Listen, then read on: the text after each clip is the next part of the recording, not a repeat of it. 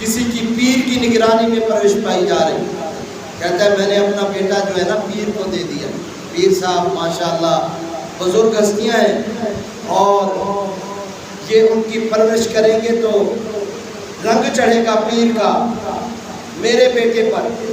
اس کی نگرانی میں رہے گا تو سدھرے گا، تربیت یافتہ ہوگا، ادب و آداب والا ہوگا اور شریعت مطہرہ کے عین مطابق وہ زندگی گزارے گا. کیونکہ اس نے ہر وقت پیر صاحب کو دیکھنا ہے. پیر صاحب کا اٹھنا بیٹھنا چلنا پھرنا اور اس کا تسبیحات اور عبادات اور ریاضات کرنا، اس کا اثر ہوگا میرے بیٹے پر.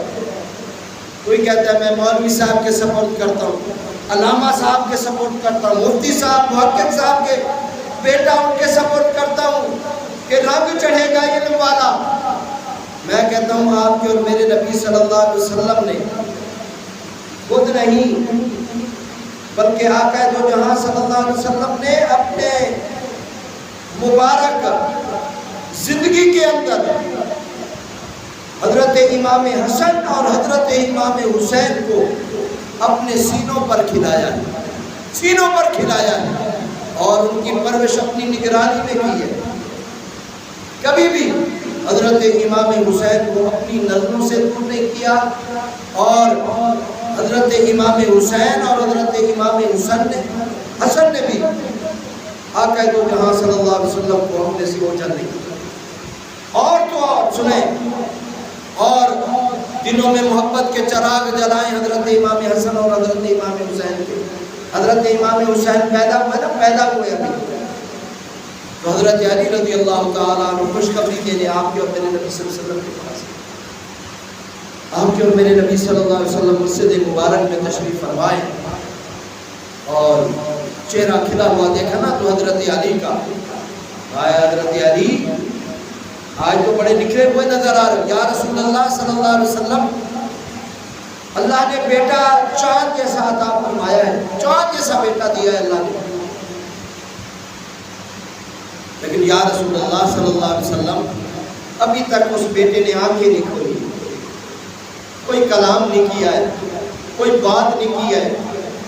پریشان ہوں، طبیعت ملال میں ہے، وجہ کیا ہے؟ آنکھیں کیوں نہیں کھولا؟ آپ کے اور میرے نبی صلی اللہ علیہ وسلم کھڑے ہو گئے. فرمایا علی گھبراؤ نہیں، پریشان نہ ہو. وہ کس لیے آنکھیں نہیں کھول رہا یہ میں جا کے ادھر بتاتا ہوں آپ کو. وہ کس لیے آنکھ نہیں کھول رہا؟ حضرت علی کہتے ہیں کہ میں آقا دو جہاں صلی اللہ علیہ وسلم کے ساتھ اپنے گھر میں تشریف. دیکھیں یہ گھٹی دینا نا بزرگوں کا طریقہ ہے. یہ پہلی خوراک جو ہے بزرگوں کا طریقہ ہے. پہلی اذان بزرگوں کا طریقہ ہے. ویسے تو کوئی بھی دے سکتا ہے اذان، گھر میں کوئی بھی موجود ہے جسے اذان آتی ہے وہ اذان دے اور تکبیر کہے. یہ بھی مسئلہ سماعت کر لیں، انتظار نہیں کرنا چاہیے. ٹھیک ہے، یہ چیز فوراً کر لینی چاہیے.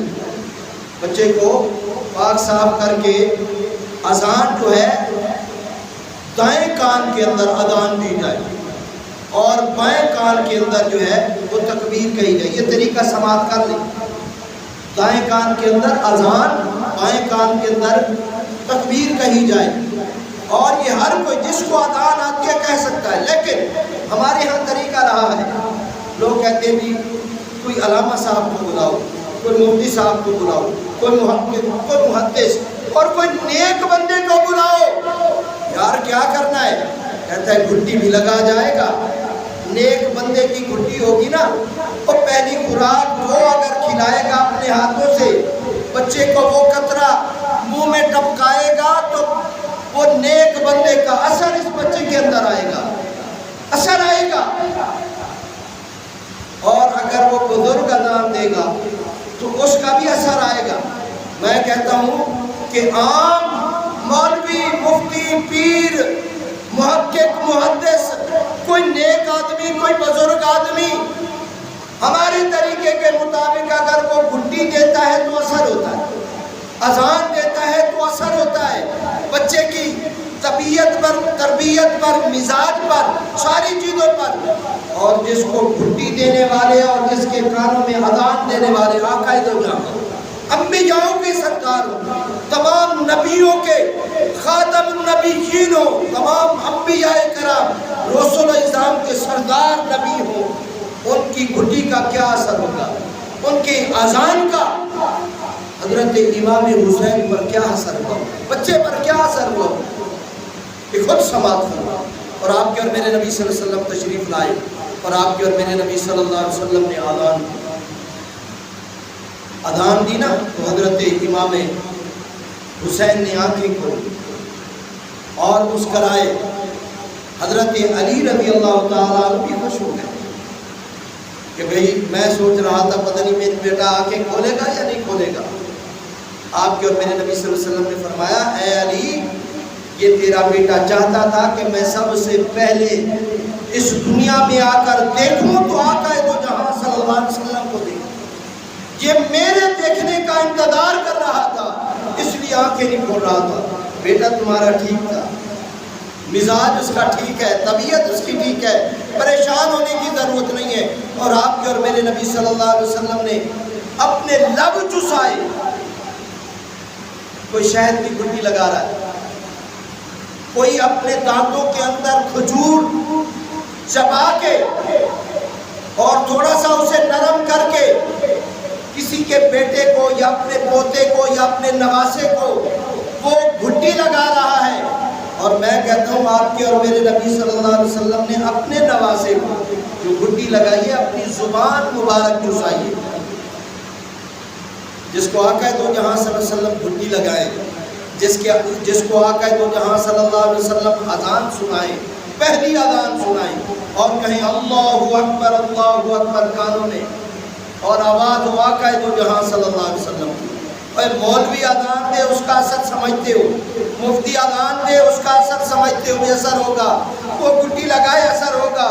اگر آقا دو جہاں صلی اللہ علیہ وسلم گھٹی لگائیں اور اذان دیں کیا اثر نہیں ہو، اعلیٰ درجے کا اثر ہوا۔